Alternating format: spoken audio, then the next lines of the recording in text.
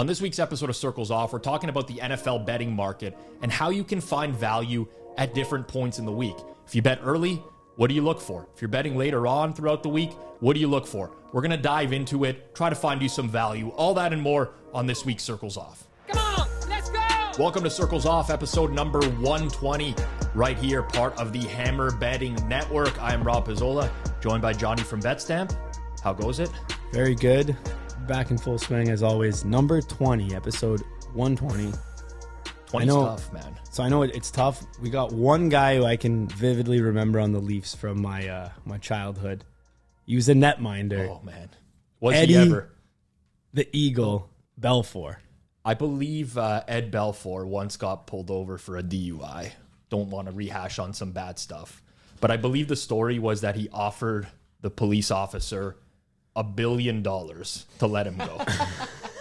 I'm pretty sure if you look up an Ed Belfour story, it came out, he offered the officer $1 billion. Also, do you remember when Ed Belfour was like Hall of Fame? Inducted into the Hall of Fame? Jeans and a leather jacket. Oh, man. What a look that was. Did you know that, I Johnny? did not know that. Oh, jeans and a leather jacket. Barry Sanders, number 20. I should have remembered that. That was from my childhood, and I was a huge Barry Sanders fan. There was always, like, me growing up, Cowboys fan, there was always, like, the debate of who's better, Emmitt Smith or Barry Sanders. It was obviously Barry Sanders. Emmitt Smith had, like, the best offensive line of all time. But that's a big one. And current Cowboy. Wow, look at that. Oh, see, this is the next to Doug Gilmour there. That was the look, man. You know what? Lean into it, Eddie. If that's your style, It takes some, like, you got to be a type of guy to be a netminder in the NHL. he would have been turned away from the Sports Betting Hall of Fame induction by Spanky at BetMash if he was wearing that. Tony Pollard right now wears 20. Dallas Cowboy. Ed Reed was a 20. We had Ray Allen. Ray in Allen. the NBA. Yeah, Ray Allen. But that was when he was with the Celtics. Ray Allen, when he was with the Celtics, wore 20. Yeah, he wore a different number with, I can't remember the number he wore with the, oh, man. I'm trying to remember. Anyways. Any good baseball players? 20? I never, do you ever, like, remember baseball player numbers? Just, curious if you do. Like Roy Halladay, pretty much only. Yeah, like I don't ever remember baseball player numbers. Even my favorite players Carlos Delgado was my favorite player growing up. I have no idea what number. I don't even know what his number is either. Jose Bautista, though. Did we get him last week or no? 19. I don't even think we mentioned him last week. We didn't. Oh boy. Well, that was a mistake. That was a mistake, Jose. What was also a mistake on my part was a parlay. The parlay heard around the world this past week that I tweeted about. First of all, the mistake was probably tweeting about it, for one. But do you know what I'm talking about? Yeah, I saw your tweet, but I'd love to hear the story. So first and foremost, I tweeted, I placed a 252-1 parlay to make one of my accounts look square, and it won. LOL. People think... Wait, hold up. Before you get into this story, I think you should tell the people about a place where you don't need to make your account look square. You know why I was going to do it afterwards, but totally acceptable, 100%. If I was betting at Pinnacle Sportsbook, the world's sharpest sportsbook, I would not have had to do something like that. Pinnacle is available to bettors in Ontario.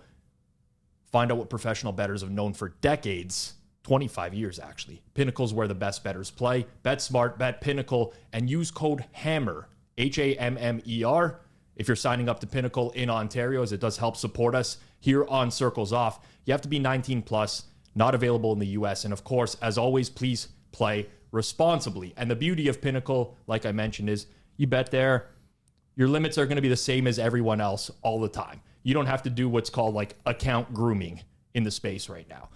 But anyways, I made this tweet and I'll describe the story. I'm not going to name the sportsbook because it doesn't matter. People could probably figure it out based off the prices or whatever. But on Sunday, this past week, right before the late game started, right before the 4 o'clock games, I'm like, I don't have an account here in this book under my name or whatever. I deposited $2,500 into this. And I'm like, this was not with the intention of making money. What I like to do with a lot of the more recreational accounts is like put in some more what I would deem square action when I first start betting into the account, as to not tip my hand that this is like sharp action. Now, I'm signed up in my real name, so maybe like this is just a fruitless exercise anyways, and as soon as I sign up, they like flag the account or whatever. But I put $2,500 in, and there was 4 late games in the NFL, the 4 o'clock games. And right before each one started, like a minute before, I put $500, a nickel, on the over in every single one of those games. I think that's like a pretty like square thing to do. Bet last minute, throw some money on the over in the game. Well, we're approaching the half in these games. I'm like, these are all going to hit to the over. They're going to see that this account deposited $2,500. It won $2,000 on these. Maybe like some trader's going to review this, and like I'm going to be on the radar. So I'm like, I got to start firing and donking off some parlays here. So I did. This wasn't the only parlay that I placed. I don't think so, at least. I was trying to rip stuff in real time, but obviously odds come off the board. It's hard when you're live betting to parlay in some instances. But I got a scenario where the Giants were losing 21-0 to the Cardinals. They were 10-1 on the money line. And the Commanders were losing 21-3 to the Broncos. And they were 22-1 on the money line. And I parlayed them together at a price of 252-1. And naturally, they both won. So in attempting to literally lose over the course of the day, I ended up winning a bunch, maybe costing myself EV in the long run of what this account could be worth over time. But I just thought it was a funny story. Like, this is why I ended the tweet with LOL. It just happened in my life. And I like, Twitter or X is sometimes just an extension of our lives. Like, lots of people just tweet things that happen in their life. There was no like ulterior motives or anything like that. So I just wanted to put that out there as like, this is the reason. It's just an extent. Like, I didn't even think about it. Like, this happened. Here it is. It blew up. Got a ton of views, like a couple 100,000 views altogether. But that's a true story. That's what happened.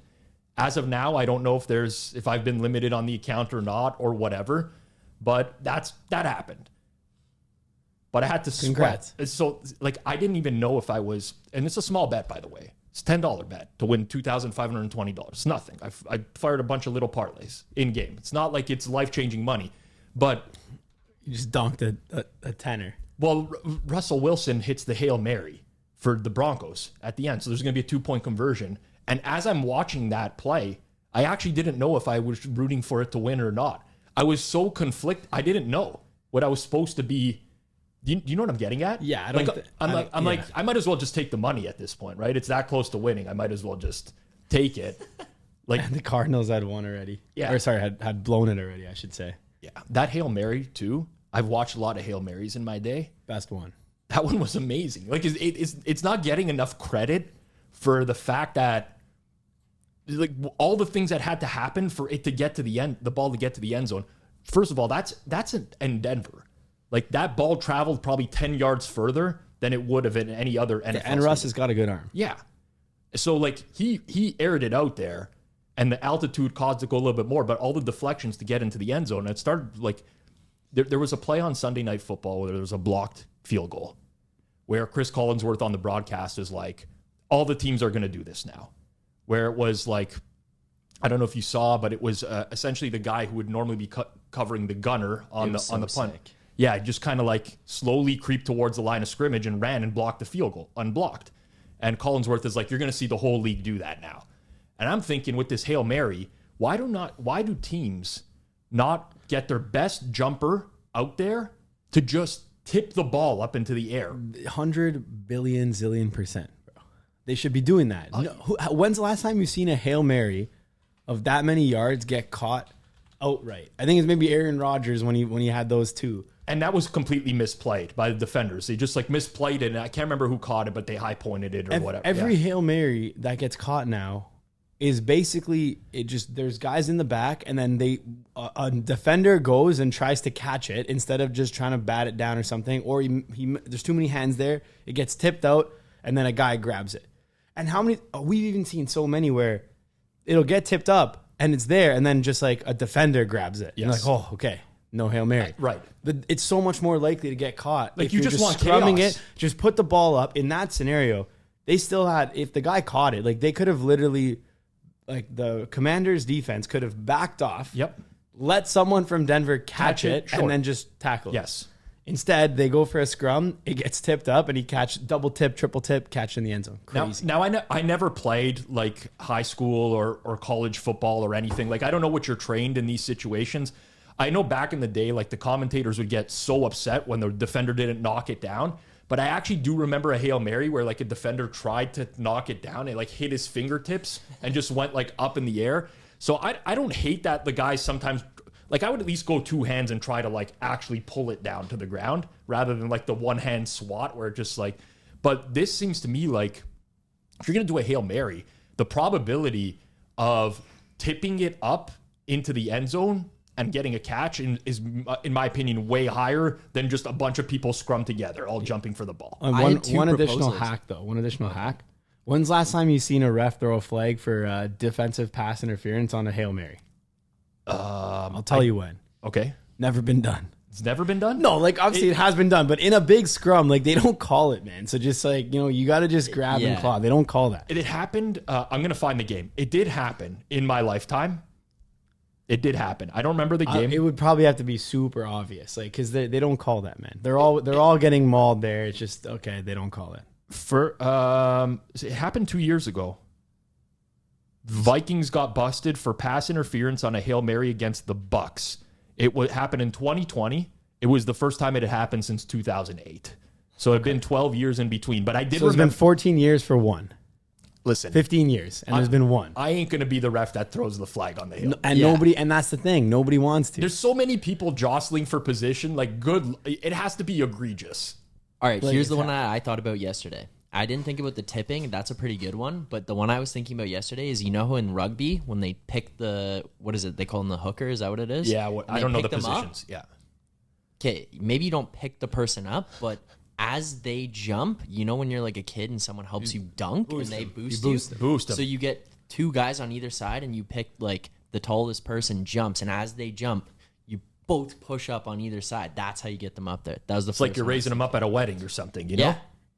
Because like, is there any rule against that? That guy's gonna get clotheslined and land that on his works, head. bro. There's no way. But he's going up there anyways. Like, how much you trying to risk it here? How bad do you want to win? I gotta try that in college first, see if it works, and then they'll bring it to the I NFL. appreciate your thought process in trying to gain an edge. I don't know how realistic. Been watching it is. too much kicking and screaming.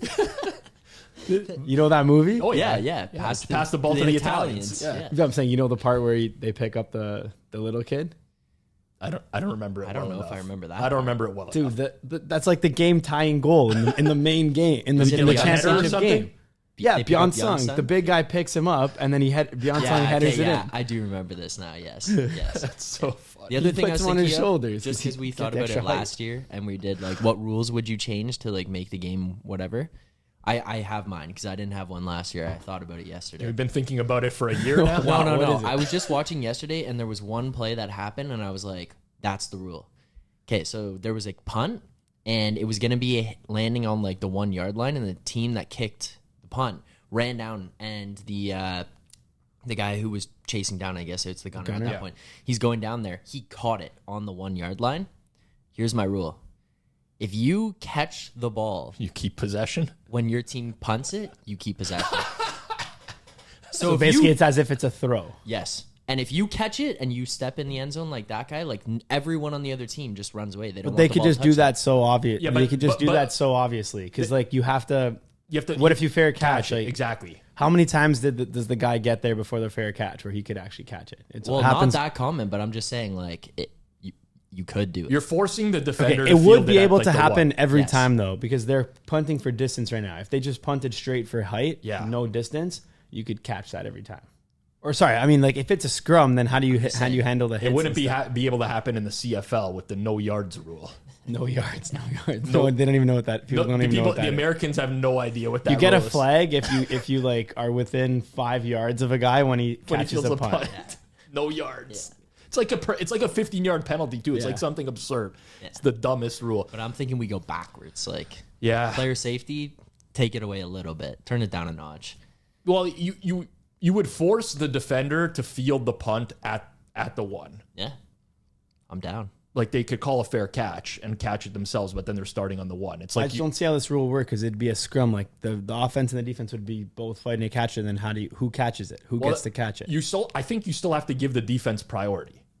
But if the guy walks away from the ball and says like, I'm not going to, or doesn't signal for a fair catch, then the offense is like fair game. Like that's my thought. I'm not going to lie. I think this rule is a little bit out there. Well, it is. Yeah.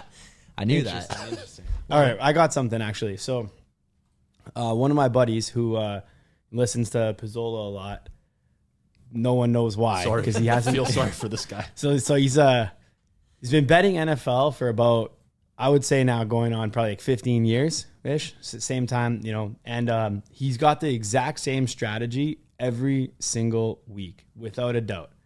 He does this 5 games spread. Yeah. Or if it's a really tight game, sometimes he'll go with the money line. Like if it's within minus like 20 aside. Yep. So he'll take 5 games only. Never will take 4 games. Never will take 6 games. 5 a week, no matter what. And he just bets them all for $100. And then he just sweats those 5 games out. He just truly does pick the games he likes. And if it's not a Sunday, if it's like he doesn't have the night game, he doesn't have the Monday night, it's only Sunday. Okay. Sometimes he'll have the Sunday nighter. Okay. Sometimes they'll just like 4 and the 1 o'clockers. Okay. Does he have the expectation of winning money? He or is is he doing trying this for like rec? He's had multiple winning seasons. He's definitely down overall, but he knows that. But he's had winning seasons. Does he care though? Like, he's trying to win. Okay, he's trying to win. Say about even? No. Honestly, he might even be up lifetime. He actually might be up lifetime because he's not horrible. And since with betstamp and stuff, he is line shopping a couple accounts now. Okay. But he's not super serious about it to the way he's picking his picks. Okay. And then he hammers them. Okay. Now here's the, and also, by the way, just given that like 5 picks a week throughout the full NFL season, that's such a little amount of bets. It's it's like very possible to win for 100%. like 4 years in a row. Yeah, 100%. Yeah. Even if you have a slightly negative 18 bet. times 5, that's what, 60? Am I doing the math in my head correctly? I don't know. 18 times 5 would be 90. almost 100. 90. Yeah, never mind. 92. 90. So even if you're doing that for 90, 4 seasons, 360 games, like that's still well within the range of like random variance. And it's already on the spreads, and now he's line shopping. So even if he's just coin flipping, it's not that big of a negative edge. But what he's doing is basically like it's a big fantasy player as well. So he's looking like, okay, this guy, this team, and he just figures out like what he's capping it like the regular fan would. Got it. Okay. Oh, the Raiders suck. Giants are trash this week. Like whatever. Yeah. Okay. So if you hear his explanations, it'll sound exactly like the guy who plays fantasy that doesn't know. We all roast him for it. It's nothing he doesn't know. Okay. So here's what he asked me this week. Okay.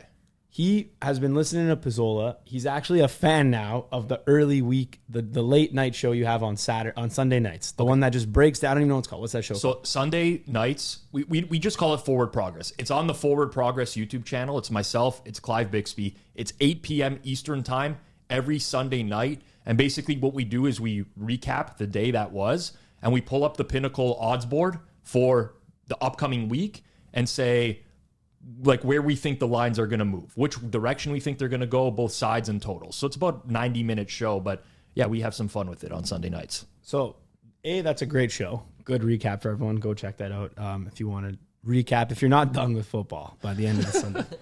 But the question he asked me was, he's been listening to you for a while, listens to this podcast, and he's been saying he knows now, based on like the CLV conversation that we had, that he needs to beat the closing line to win money in the long run. Mm-hmm. And he knows that the best way to beat the closing line is to line shop as well as to bet earlier in the week, so you have a better chance at a softer line, especially if you're only betting $100 to go through it. Yep. Okay, so he's aware of those two. But the question that he asked me, which I didn't even know what to answer, is he knows he has to bet early week, but how? Like, what does he actually look for to bet early week?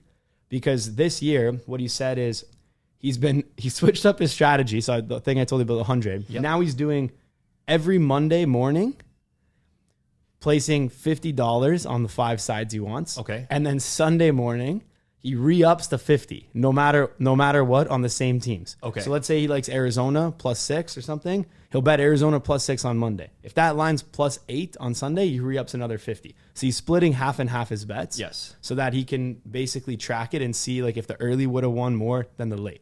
Okay. what he's asked me though is why? How would he know like which ones to wait for, which ones to not wait for? So I'm wondering if you had any insight. Okay, I do. I can talk about this ad nauseum. I'm not going to dive into his strategy, by the way. Which he knows it's not a good strategy, Okay. but it's a fun way for him to not like go overboard and just like cap it to I'm only betting 5 games a week. For sure, if people have like problem gaming issues or could get out of hand, capping it at that, I have no problem with that. But just for the people that don't or like don't understand why I wouldn't like that, any arbitrary number of games, I don't like doing stuff like that because you might have 2 edges on one NFL Sunday and 10 the next week. But by limiting yourself to 5, that week where there's only 2 edges, you're now playing 3 games that you might not like as much as like a following week or previous. And the weeks where you do like a lot of games, you now have to dial it back. So I'm not a fan of that. It's not a good strategy. You never want to tie yourself on, hey, I got to bet only this or only this. Exactly. But at the same time, people mimic the Vegas contests, right? Like the Circa Millions and the Westgate honestly, Super Contests. You've been doing that for as long as I could even remember before I even knew about those contests. Okay. But no, hey, hear me out because I do think it's important. Like a lot of people they have all these random strategies for NFL. They're like, okay, I bet, like you told me, there's guys who bet like they'll bet the 1 game for the 1 o'clock, 1 game for the 4, and they always bet the Sunday, Monday, and Thursday. So they have 1 bet per slate. Yep. Just to watch. Listen. There's absolutely nothing wrong with that. It's definitely not the best ROI EV strategy to win money. Yes. But if you really factor in like the entertainment value of it, like doing 5 a week or having like a consistent strategy where you actually never go overboard, you don't have the ability to donk winnings or chase losses on the night game. Like I think that's honestly for a lot of people good. I don't disagree. I think in a lot of instances, depending on the person, they might be way better off doing that. Like, the close friend of mine, but he's going to pick the 1 o'clock game, the 4 o'clock game. He's going to bet the same amount on both. And then no matter what, he's going to bet double on the 8 o'clock every single night. But that's like his thing. And that's all he's going to do. And worst case scenario is going to be down 4 units for the week. He's just move on to the next week. But so many times he just breaks even because he wins the 1 and the 4 and then loses the 8. But whatever. Anyways, let's get into this. So, for those that don't know, when I do forward progress on Sunday nights, 8 p.m. Eastern, look ahead to the next week, I do not have my own numbers on the games yet. Okay? I don't make my own numbers or finalize my own numbers personally till Tuesday morning.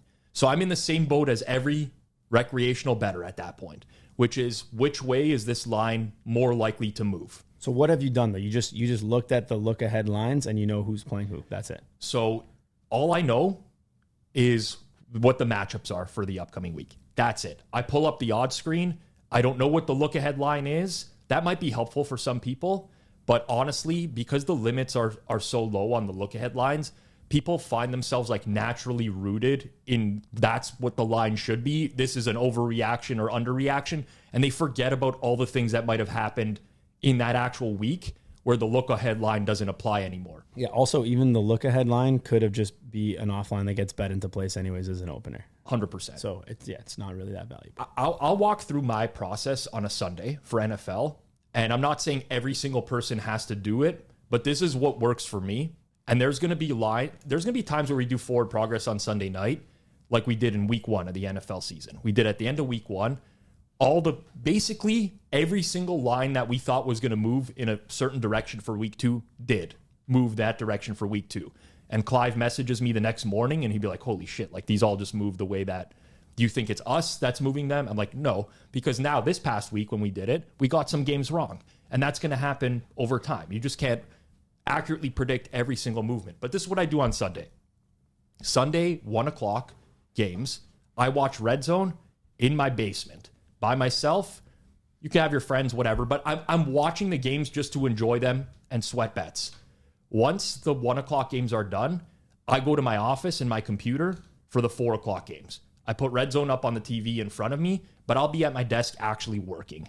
And the first thing I'm going to do is compile injury reports from the 1 o'clock games. So I have a permanent spreadsheet. I would recommend everybody, if you're betting the NFL, you should do this in some capacity. And it doesn't have to be like anything crazy. Just list all the teams in the league down the left side of an Excel sheet. Maybe break it up by position. This is what I do. Quarterback, skill position players, offensive line, defensive line, secondary. And I just make notes. I go through beat writer Twitter lists. which are available to the public. You can literally just search, find beat writer, and I just scour through news. This guy left the game. This guy did, and I just make all these notes into a sheet. And I put details on them. So, offensive lineman gets hurt. Did he return to the game? What's the injury? Like, is it a concussion? Is it this? Were there any comments from the team or the coach after the game? And I just keep that. And that right there is probably enough for you to get out ahead of a lot of line moves, as dumb as it sounds. Because early week NFL, if there are bad injury situations, the line is going to move against that team. It happens all the time. It's just one of the easiest ways to get, like, it sounds so dumb, but you have to remember, we did a Circles Off episode with Chris Bennett, who is now basically running the Circa Sportsbook. But at the time he did it, he was the head of risk, and he was putting out their NFL openers. And we talked to him specifically about how they put out those NFL openers. And if someone wants to go back and listen, we'll link that episode in the description below. It's one of my favorite episodes we ever did, because there's so many people out there that think that the book has like all this information and what it's a sharp sports book. How am I ever going to beat Pinnacle? They're a sharp sports book. They put out a number that has basically no thought process behind it, other than the trader that puts it out says, yeah, you know what? I think this is in like the right ballpark. Yeah, and there's not that much risk for them, because it'll, even if it gets steamed one way, all they've lost is a couple bucks in EV. Right. So like literally a couple bucks, as in like no more than a few $100s. Right. So now if the trader's putting out a line and he has no idea that maybe 3 offensive linemen left the game for one team that week, because he's just using like a, you know, whatever, some sort of power rating model to put out a line, you're going to have an advantage in that capacity. So first and foremost, knowing injuries is very important. What about the big ones, though? So we're recording this on Monday this week. It's Yep. not going to be out till Thursday, but Anthony Richardson, for example, QB on the Colts. Well, then you have to have some sort of like Concussion, what do you do there? Like, well, so this one's a tougher example because the backup there is Gardner Minshew. And the fact that there's even a line open for that game tells you that the sportsbook doesn't think that there's a downgrade at all. It's like interchangeable quarterbacks, right?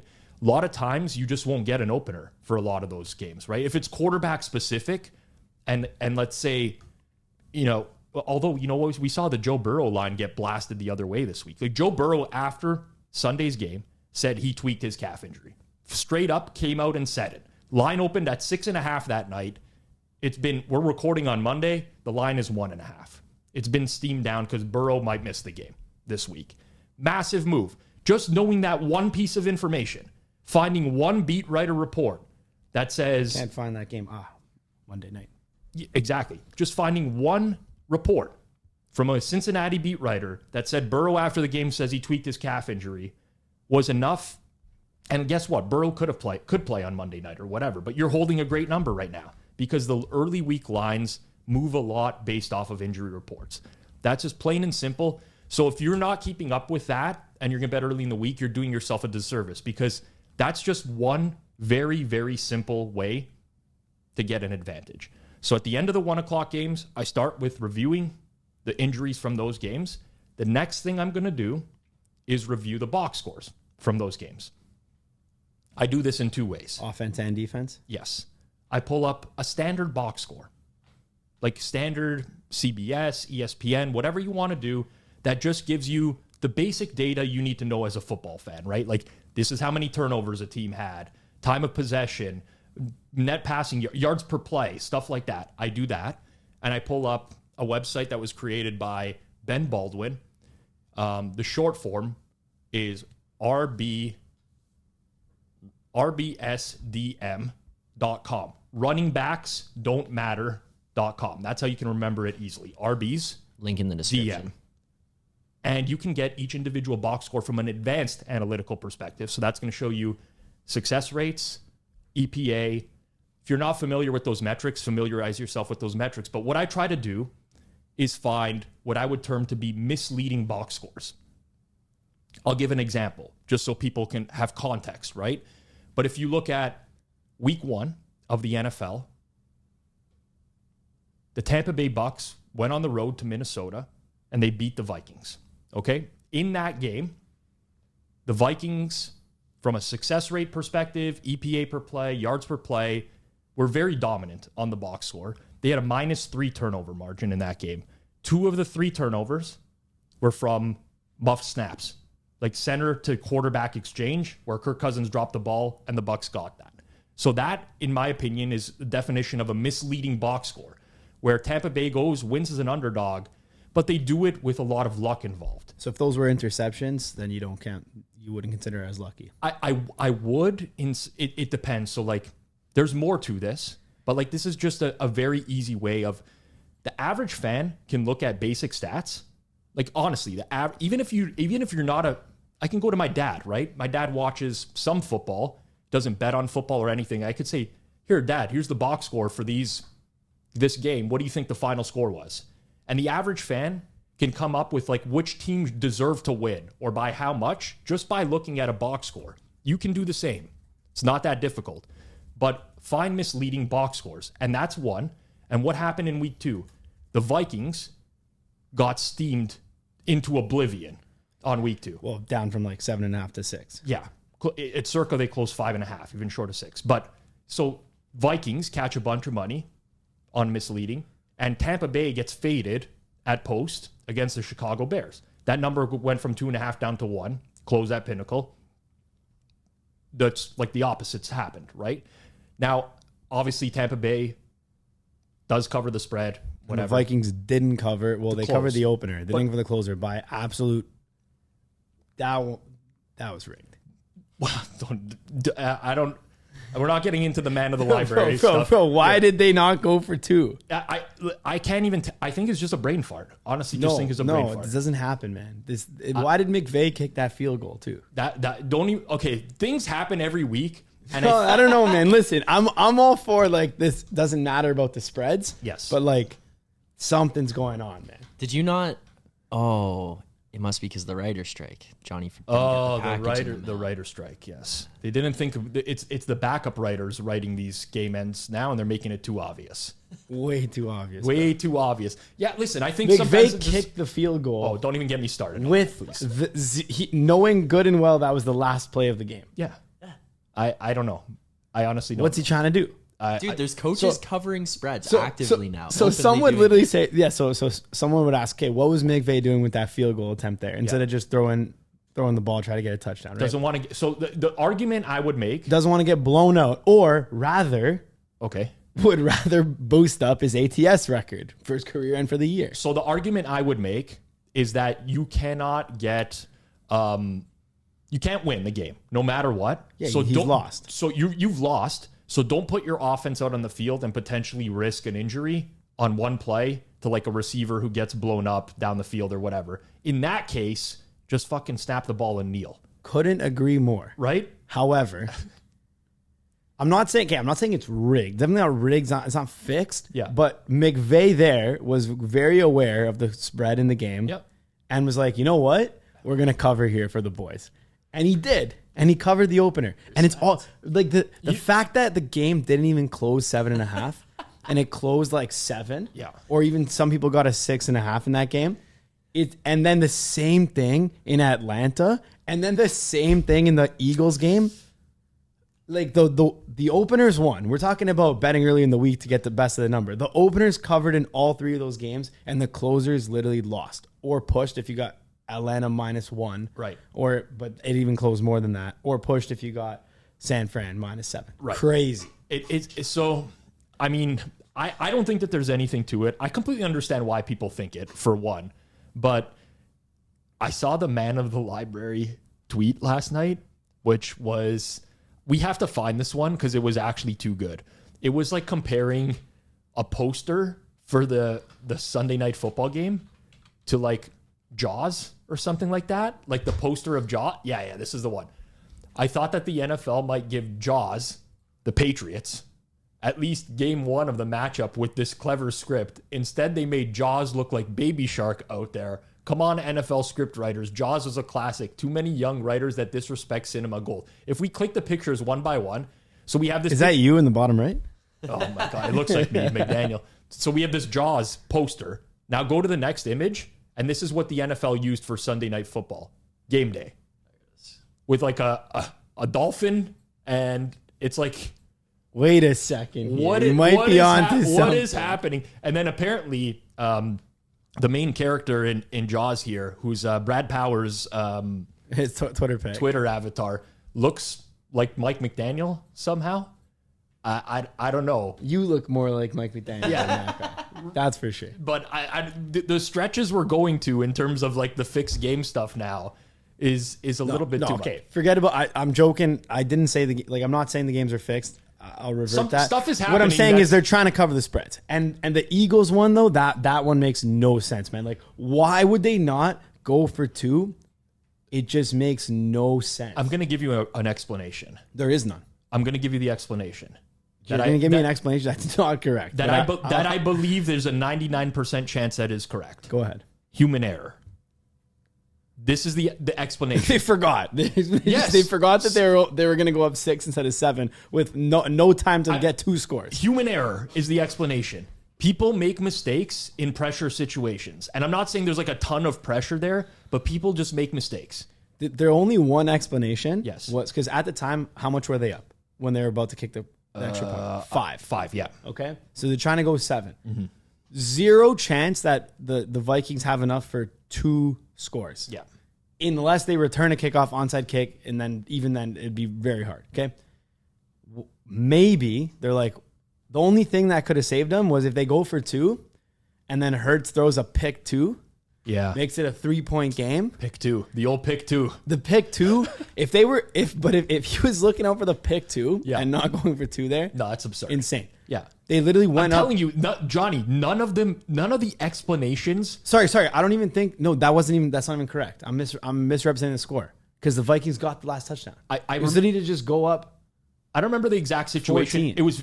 It was 14. It was to go 14 instead of 13 or whatever. It was like very obvious. No. It's yes. It should have obviously just gone for. I'm telling you, the explanation is human error. That's it. But what drives me crazy because I started. The explanation is that the 6 was the closing spread. Like I started in media, right? Sports media myself. I had like some press passes to games where I was part of. I could ask a question. Look at that Eagles +6, Eagles -6 in a scrum afterwards. Why does somebody not ask McVay after the game why he kicked the field goal? Yeah, that like of all the questions to ask, everybody wants to know why. Like, hey, Sean, you know he did one last week too, by the way. Like a random weird field goal. Yeah, the game was already over and he was winning, but he kicked the field goal as the time expired instead of going for the touchdown. No, I'm gonna pull this up. He did it in week 1 too. Man. Maybe he's trying to get his kicker some extra reps. Man. No, but what do you mean? That's nothing. Like. Yeah, he did it. Look, so in versus Seattle in week 1, the Rams were up 27-13.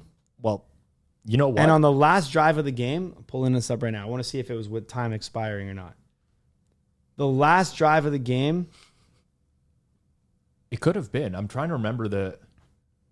Time was not expiring. Okay. 3 minutes and 16 seconds. All right. They started the drive. There was 11 seconds left on the clock after the field goal had been made. So, and let me see when he kicked it. He kicked it on 4th and 6. Yeah. So it was 4th and 6 on the Seattle 26. Yep. They're up. The game's already over. Yep. There's 15 seconds and he left. Kicked the field goal. And he kicked the field goal. You know why? It's padding stats. Well, or cover. Alternate explanation. Who's the Rams kicker? Brett Maher, who shit his pants down the stretch last year. No, just in the playoffs. Maybe he's trying to give his kicker some confidence early in the year.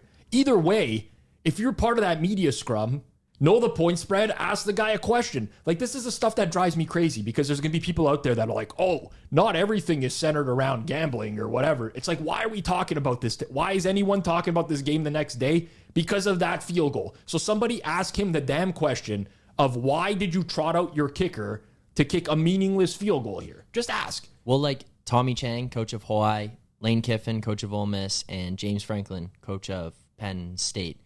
All 3 of them openly, actively try to cover point spreads. I'm sure they're aware of spreads now. Like, they've talked about it. There's coaches that have literally come out and said that. People are aware of spreads. I get that. McVay, I don't know. I don't know the reasoning, but I would have loved if someone asked him and he said, guess what? You know, the point spread was 7.5. We wanted to do our Rams bettors like a solid. Like, that would make him the most likable even if guy he just around. Even if he just said something like, hey, listen, I know we had lost the game, but a lot of people were still watching because it mattered. If you said something like Al that, Michaels type of situation where you don't actually reference the point spread, but you're like, hey, you know what? It matters to some people. That play mattered to some people, and we wanted to make sure that those people support us down the stretch. Boom. Easy answer. McVay's the same age as me, by the way. McVay looks like he's 10 years younger than me. And but a lot of people were because if he would have just most of the time, if the game's over, you just go for the touchdown, take the fourth down for the touch, try to get the touchdown. yes. Like an extra rep. Yeah. Whatever. We've gone off on a good tangent. That would have if he got the touchdown, Yes. then he would have covered the spread Yeah. for everyone Yes. and hit the over. Yes. So Yeah. a lot of implications on these plays at the end of these games, man. To your buddy's point about the early betting lines, for everyone out there, most of the early numbers are going to move because of injuries and misleading box scores.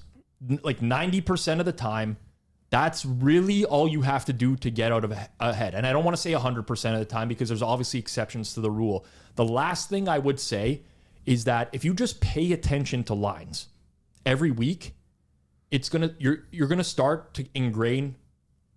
Let me use this word carefully, but I'm gonna say trends in your head.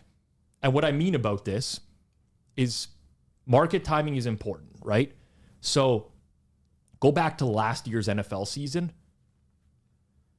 I would always bet the Eagles early if I wanted to bet the Eagles because the Eagles were going to catch money on game day every day last year. If I wanted to fade the Bengals, you know the Bengals are going to get faded in market pretty much every week because someone out there that bets serious money on the games and is like a winning bettor doesn't like the Bengals or whatever. But you will notice these things. So that's like the final piece to the puzzle here is like, how does the market typically react to specific teams? Do you notice that this team's total just gets bet over every week? If it gets bet over every week, just bet the over early and you're going to end up with a good price. And then you can decide what you want to do at some point or another. Some of these totals move through key numbers. You can, try to middle a total. You can do whatever. So it's injuries, misleading box scores, and then just honestly studying the market and understanding how these things happen. High totals, right? Like there was years ago, we don't see totals in the upper 50s anymore. But there was like that one year, would have been, I guess, a COVID year where there were no fans in attendance, where totals were just like through the roof. Every single total that was in like the high 50s or mid to high 50s, guess what? On game day, that total got bet down big time.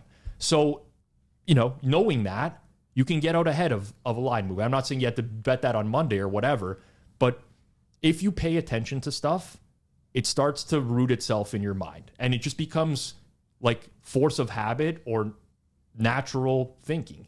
And I understand if you're like your buddy's like more of a rec better, he wants to have fun with it or whatever, that he's not going to be monitoring an odd screen every single day of the week or whatever. No, but still look at the history and stuff. Of course, pretty easily, or just check in once a day to see where the numbers are at. Why did this team get bet today? Ask yourself that a lot of times, right?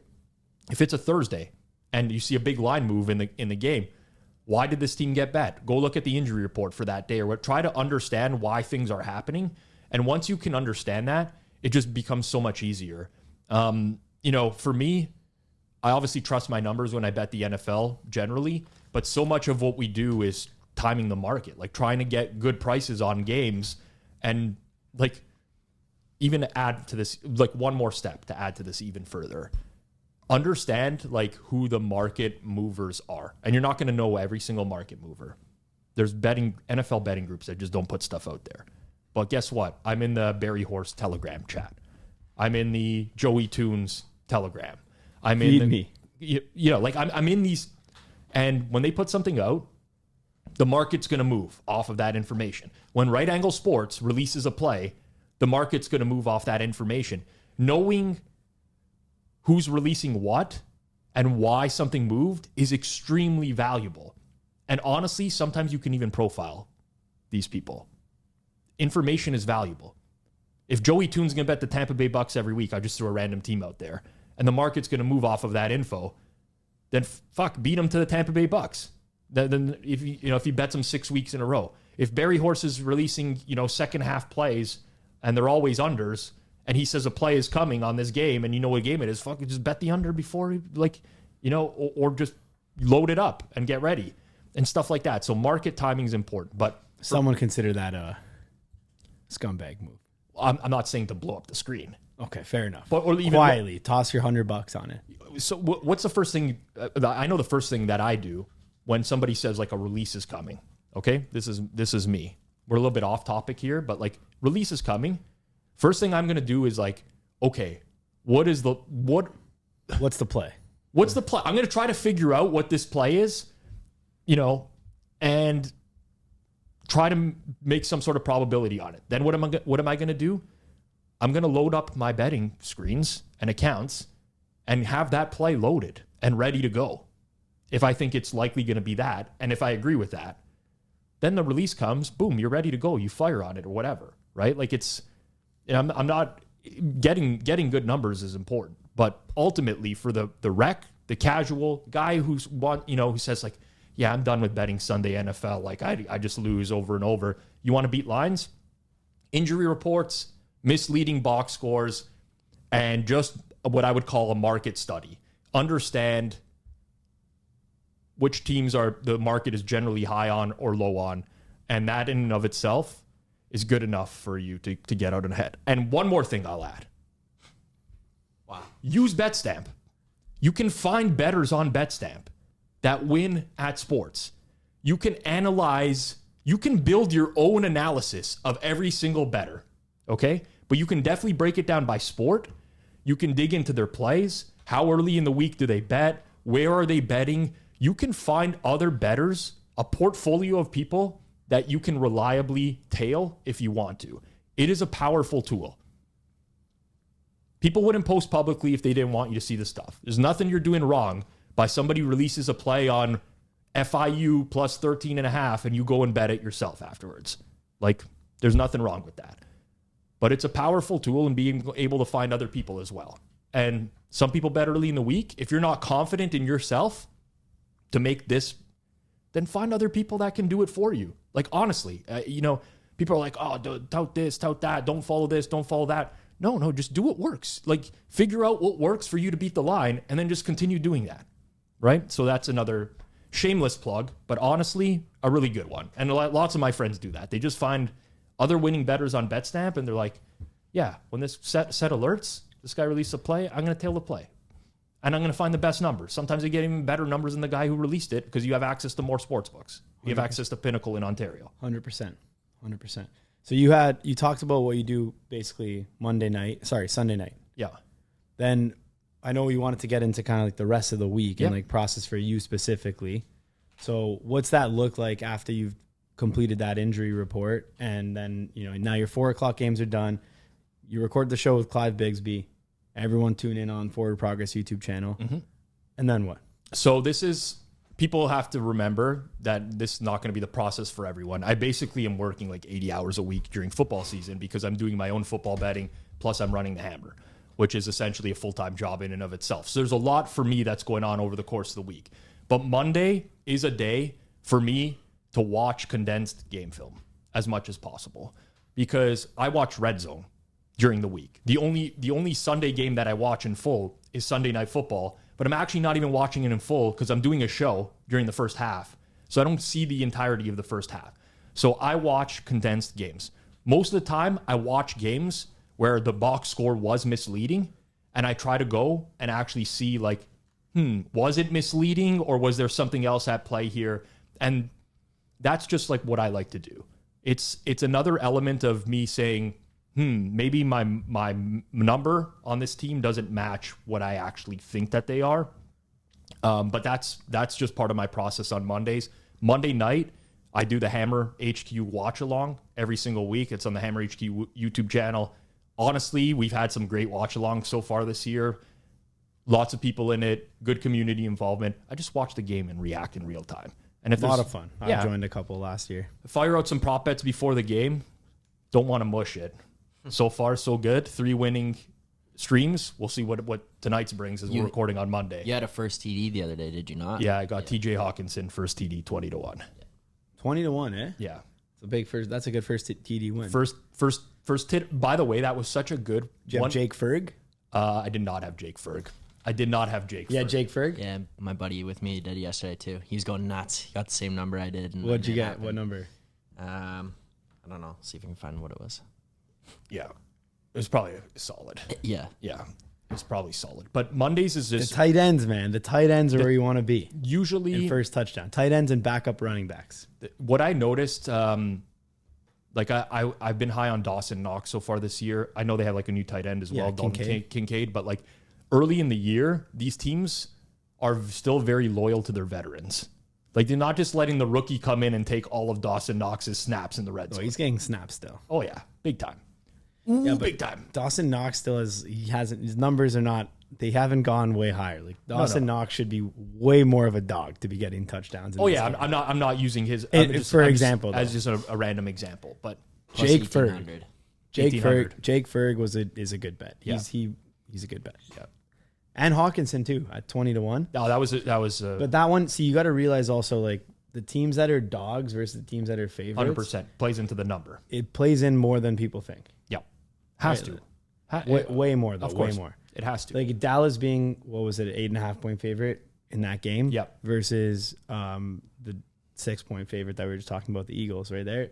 That's a big difference in percentage chance for that team to even get the first touchdown. 100%. scored. And nowadays the coin flips are 50-50. Everyone's typically deferring. Yeah. So you never know who's going to start with the ball. It's pretty much going to be a deferral.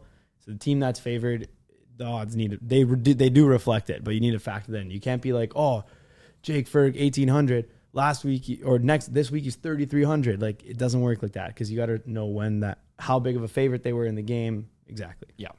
Yeah, totally. So that's the Monday watch alongs, but the rest of the week honestly it's nothing crazy. Tuesday morning is when I finalize my numbers.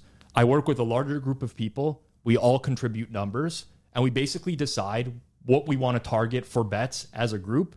And then we try to figure out the timing of those bets. Do we need to act on this now? Or are we likely going to get opposed on this and we can just bet it at a better number later in the week? What's the injury reports look like for this game? Like, do we risk losing this number and whatever? So Tuesday is more of like assembling what we want to target and deciding when we want to bet that. And we will do some betting on Tuesdays as well. Wednesday, Thursday, Friday, we're doing betting. But Wednesday, Thursday, Friday is when you get your practices in the NFL. And this is what's going to affect the lines on Wednesday, Thursday, Friday. There's not a lot of people that I think are really betting out their true positions unless like they see something in the injury report that makes them need to bet at that point, right? Like you like one team and then the other team's injury report comes out and it's bad. You're like, okay, I got to bet this now type of situation. But that's most of your movement Wednesday, Thursday, Friday. Wednesday injury reports, you often see like some veterans take a rest day or whatever. You don't put a ton of stock into them, but it gives you a little bit of information. Thursdays is more. Friday's your final one. And then you get the Friday afternoon final injury report. This player's questionable. This player's doubtful. This player's probable. I like to follow Twitter doctors. There's a lot of doctor accounts out there. Too many, some would say now. Some would say too many, but I find it actually really helpful in determining whether people are going to play or not and whether we need to bet. But that's it. It's just keeping on top of the league and understanding like when do I need to place this bet. So Wednesday, Thursday, Friday is mainly just like monitoring what's going on in the landscape and just deciding when to place bets. And obviously like we're not always placing bets through sports books. There's something called crossing. Some people might call it cross booking. We'll talk about that on a future episode because I think that's just a topic in and of itself. But it's just navigating the landscape of the NFL. I listen to as much content as possible during NFL season. I listen to Adam Chernoff, Simple Handicap. I listen to You Better You Bet. I listen to everything that I can just to understand like what's out there. Some person might say like something relevant that you pick up on that it just, I don't know, it's just part of my process and what I do. But we don't bet a lot on the weekends. We rarely place anything on Saturday unless it's a weird injury that comes out from a Schefter tweet or something. And Sundays, I do pizza buffet in the mornings. The limits at Pinnacle are 100K. Like, do I really want to be firing on Sunday markets? Only if I vehemently disagree with something, which was the case yesterday, or this past Sunday as an example. But it's very rare. So that's You ever take down Pinnacle for 100? Not anymore. You used to? Well, collectively. Listen, I'm not to make myself seem like I'm a bigger better than I am. I have a pretty decent sized bet on the NFL, but I work with a larger group, and collectively we're trying to get X amount down. Most of the time we can get our bet filled earlier in the week. Yeah, absolutely, especially on NFL. So one thing I want to note, by the way, great analysis by Pizzola here. Like, really understanding the sport to a level that is not just like, oh, I watched the games and the Giants look like trash this week. So picture this now, because a lot of people were asking me about like college football and college basketball and stuff. NFL, think about how many friends you have that know every quarterback. All of them. Who doesn't know a starting QB in the NFL if you are a fan of the sport? If you play fantasy, you know every player. How many people know NFL, every player, offense and defense? Now we're way lower. Not that many people know offensive line, defensive line, and maybe you know a couple studs on D. That's it. Go to college. How many people know every QB? Nobody. No one knows every QB. How many people? Powers and Knish would know every QB. I would bet it. In what, for every team they know the starting QB for this week. Powers would know every Division I QB, but there's so few. To your point, there's so few people that know that. So that's QB. Yes. Okay, now who knows full rosters? Obviously nobody, because it's college and they're changing so much more than NFL anyway. So now think of this: if you follow, like we mentioned in a previous episode, I think it was with John Fendler, we mentioned following basically certain divisions, certain conferences, certain teams. Yep. And that was a bit of a different sport discussion. But let's say we college football, which is more timely right now.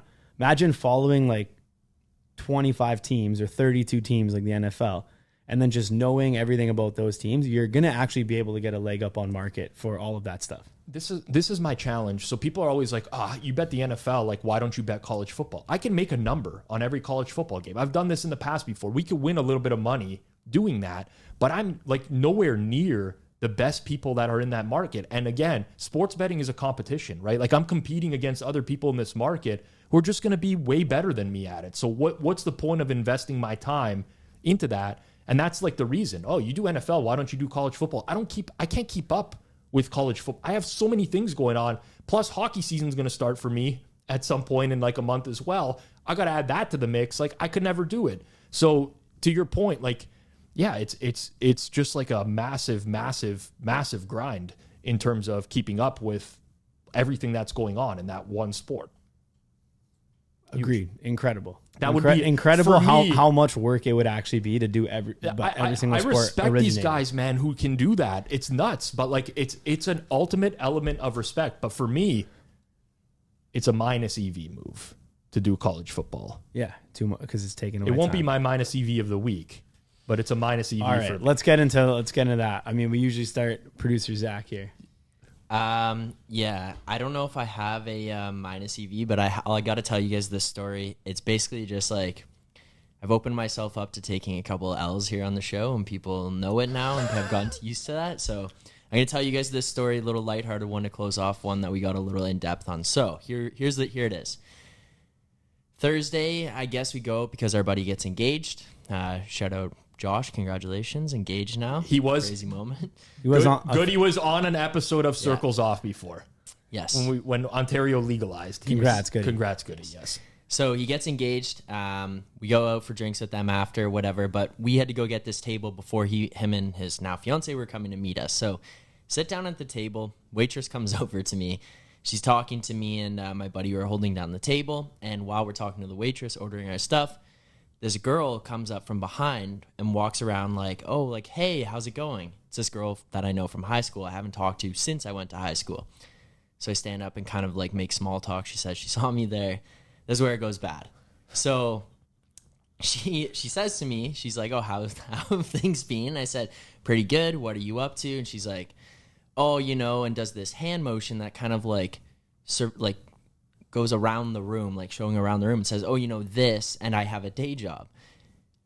Now, this is where I said one of the stupidest possible things ever.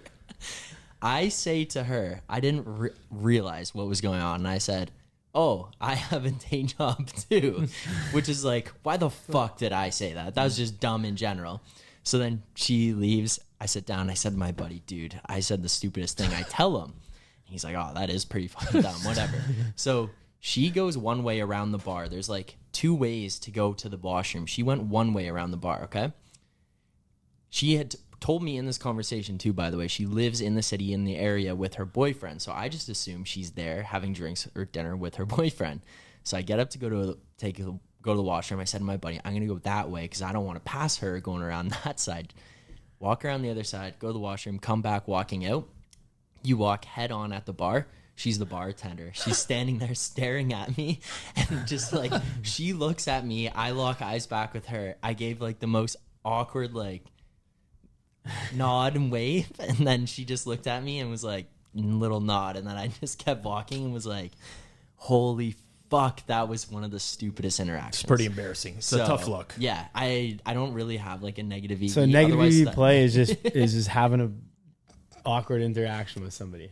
Yeah, like seeing someone that you haven't talked it's to in a obviously while weighing on him not, too. Like he's been thinking about this for a while now. It's like, weighed on him. Like he you goes gotta to let it sleep go. at night and he's sitting in bed and he's like, why the Gotta let it fuck go. did I Well, say that? I had to tell you guys, like that was a Yes. I didn't know what the negative EV of that one was, but holy shit, it was uncomfortable and I had to tell you guys. Yes. Yeah, so that was a tough one. All right. All right, I got one. So the positive EV move is always say hi on like get to know the condo concierge, the doorman. Positive EV as you can get. I forgot you live in a condo now, but like I lived down the street from where you currently live, and my doorman, his name was Fabio, and we were like on like he was the best. You get on good terms with that guy, buy him a glass of wine, bring him a Starbucks wine for Christmas or something like that. You like it's like the pre-tip. You know what I'm saying? Pre-tipping, same shit. Such a good move. Like there's just so much stuff that first off, they appreciate it. Yes. They're doing jobs sitting down all day. Like how annoying would it be if you go in and just, a guy, everyone's just like ignoring you. Like it's nice to say like, hey, how are you? How's everything? A couple of the guys that are there is 3 main door guys. One of the guys that had a great conversation with him the other day. He's telling me about like his family. He came over from like a foreign country. He's been working hard. He's been working this job for like, he's working a condo doorman, different condo, moved over to this one. This one's way better. This, and this. The guy literally knows I had to go put something in a locker. The guy's like, you're in this unit.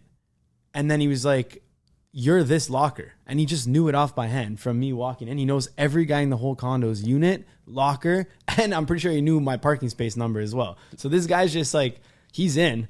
And just such a genuine, nice guy. Like, brought him a coffee the next day too. I'm just gonna, you gotta just get to know the guys. They're all great people, but they can also do so much shit for you. Like, you don't want any hassles in the condo. This guy knows all my stuff. Now I have a guest up. Okay, perfect. Go up. I have a buddy over. Okay, yeah, no problem. So where's this guy from again? He was originally from Pakistan. He came over to Canada. Oh, well, I'll tell you what's going to happen. Now there's going to be a Pakistani Johnny from betstamp. This guy's doing identity theft, man. He knows everything about you. Oh, he knows everything about everyone in the condo. He knows everything about everyone in the condo. No, but great guy. That's my plus EV move of the week is like the concierge at the condo. Those gotta be your boy. I like that. All right. So for plus EV for me, I'm not a handyman. I didn't really like learn the skills of putting shit together when I was younger, aside from like playing with Lego blocks or whatever, right? Here's my advice to you people out there. If you're not good at something, like especially if you're not handy, just pay someone else to do it for you. I cannot recommend this enough. I bought a new TV. The studs in my house are not like the proper distance apart in my office. They're supposed to be like 16 inches, I think. And these are like, they're not. So I'm just struggling there, like I'm knocking the wall like an idiot. I'm drilling holes. Like, I don't know what I'm doing. I'm there for like an hour and a half and I'm reading the instructions. I have no fucking clue. I'm just causing myself so much stress. I ordered like a taskmaster or something like that. Guy came to the house, whatever it was. It took him like half an hour to hang this TV. Like, honestly, cost me like $40. Zero stress, done. Just do stuff like that. Like, I'm the type of guy like, yeah, I'll figure this out or whatever. And it just causes me just grief for no reason. So my plus EV move, if you're not handy, just pay someone to do it for you or just apply that to life. Like, if it's going to cause you problems, think about what your time is worth and the stress and pressure that you feel. I got my wife watching me try to hang this TV. I'm like, no, like this ain't happening. You know what? Very fair. All right. I'm typically the guy who would agree with that a lot. Like I'm always like to that. each their own. But like, what's the point? I could have been there I could have figured it out. I could put this TV on my wall. It would have taken me 8 hours probably over the course of the day. You gotta some stuff like it's nice to figure it out on your own. That's what I do. I will say like it's nice to figure out and complete the task. But so many of those things I agree with. Like you're looking at. Like, yes, everyone could technically learn how to, like, paint a wall. Yes. But to go through the hassle of, like, painting your own wall versus paying someone else, like, you also got to factor in that something like painting, you're doing a shittier job. Like, that wall is not getting painted as good, even if you try really hard. Like, you don't have the experience. I'm totally with you on that. Listen, there's some people who might find it rewarding and they want to go down that path. If that's you, then do that. For me, I would just highly recommend stay away from the stress. Move on with life. Get somebody who knows what they're doing. So what about people who wash their own car every week? Oh my God, man! The people. You wash your own car, Zach? No. I like listen. Not that I'm going for car wash all the time. Park underground. I don't need a car wash all the time. But like, so much nicer to just go through a nice car wash. Auto glide. Yeah, but the thing is with those is like you can risk scratching your car. I think it's overblown, bro. What car? That's what overblown. Car do you have that you're risking?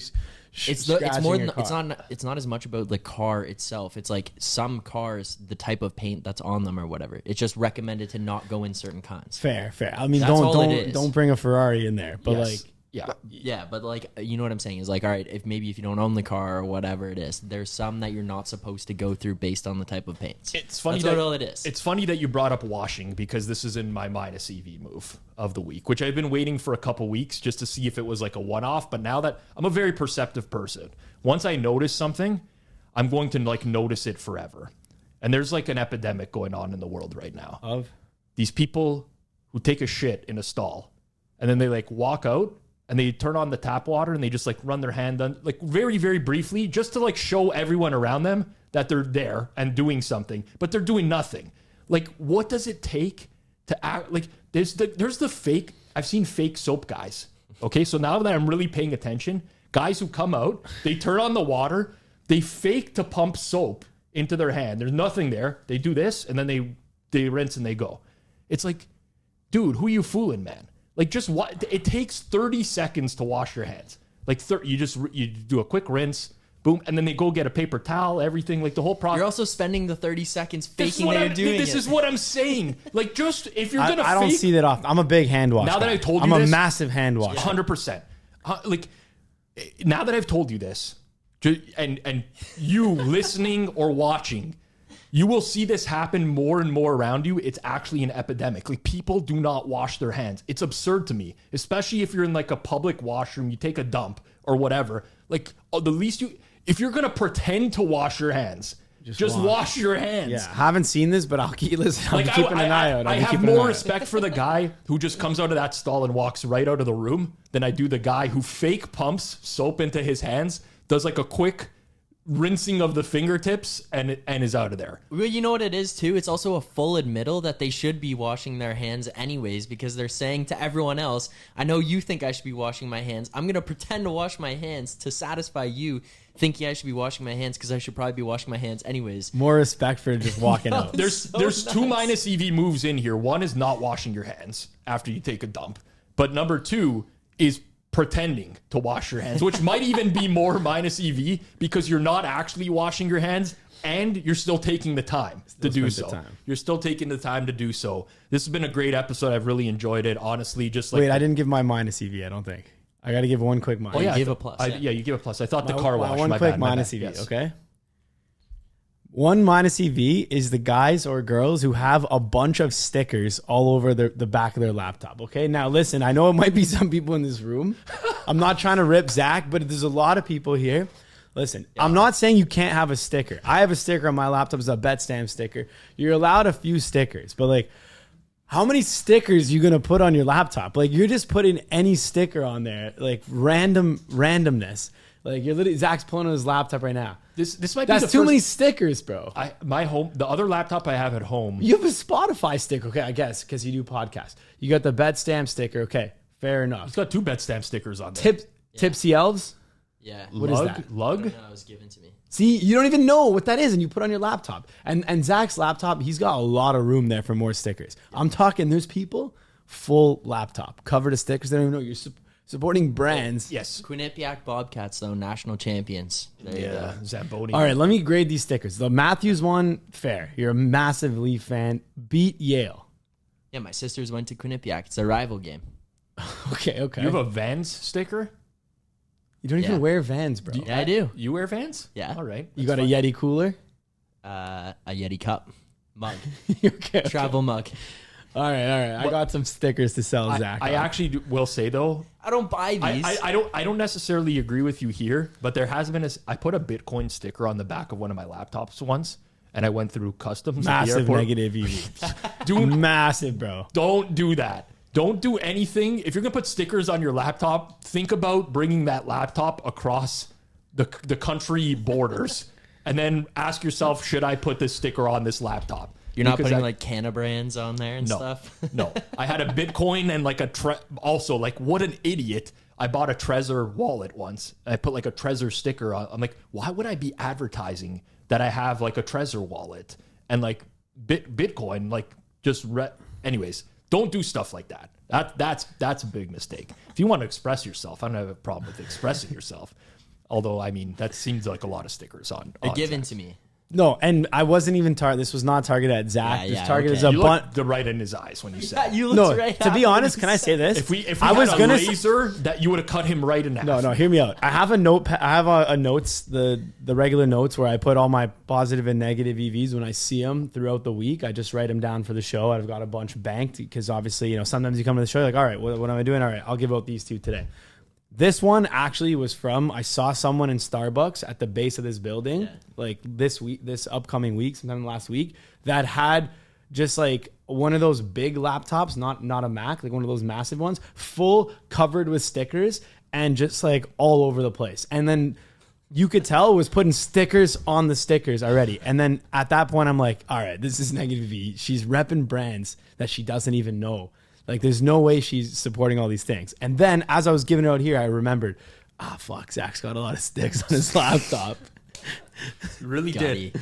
Well, you I can't see his laptop from this position, by the way. No, it it's was in in my his backpack. So, like, I didn't just give it out like that. Anyways, the been. sticker community is going to come after us now. By That's the way. fine. That's fine. Go. The comments come below after are me. gonna be What are you going to littered. do? Put another sticker? I hate circles off. Put it on, buddy. There you Now, go. you know how like Rico has his army, the riders or whatever? I'm going to start having an army behind me and they're going to start coming after you every time you rip me. I've been You're gonna too get hard put on Zach you're gonna recently. get Zach, put on I'm sorry, bro. blast. You're the Rico's man. Riders. No, it's okay. Zach's I- jabronis. Zach, you gave me a beat down in fantasy Phillies this week. Flyers. also. Phillies Flyers. Zach gave me a beat down in fantasy this week. Oh no. Yeah. Yeah, too many players. Anyways, this has been episode 120 of the Circles Off Sports Betting Podcast. We'll see y'all next week.